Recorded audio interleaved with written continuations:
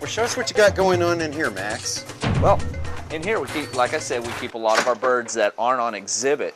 So, a lot of them aren't native, some of them are, but for the ones that aren't native, we've got to provide heat for them. Right. So we'll use these red heat bulbs, which create a nice toasty feel. As you can see, they've got perching to where they can get close to it, they can warm up if need be, and we've got these all the way down the hall, pointed towards the birds who typically need the heat, which most of them are African species. So this way they can move back and forth and thermoregulate themselves, right? Yes, they can. And we also have added just a few more heating precautionaries, such as these heater fans, which they're on dials, so we can turn them off a lot easier. So it creates a nice warm feel in here. And as you can feel, it's a lot different of a change from outside to the inside. Well, it feels like it's about a 20-degree gradient in temperature difference between inside versus outside, and with these livestock heaters, it's got to make it a lot easier for you to customize that temperature range. Definitely. Now, like here, we've got an African hornbill. This is a trumpeter hornbill. Right. Currently, she's one of our education animals, so we'll take and we've got her pen a little bit different setup than some of the other ones, but we've got it set up to where we can work her.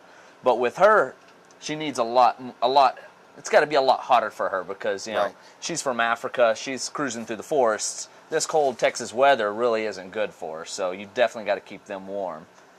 So. Well, fantastic. And down here we've got some more birds that,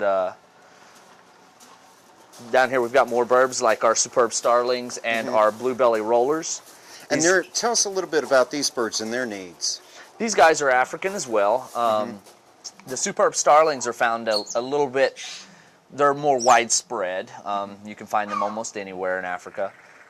These guys are the same thing, you know, they're from an area where it doesn't get cold, like our cold weather, you know. So we've got to do the exact same thing. We've got them set up with heat bulbs. They've got a little bit more basking space because there's two different types of birds in here, and you want them to be able to get away from each other. So therefore we've given them two different basking spots, two different heat sources.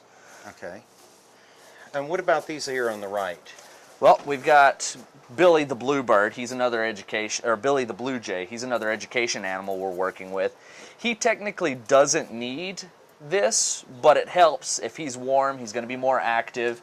So that way we can keep him and work him. His appetite, he's looking for food. So it's a lot easier to work him if he's heated up and ready to go. Well, that's great. Hey, thanks, Max. I appreciate you making the time to show us around through your reserves and some of the animals that you take care of here at the zoo. All right, anytime.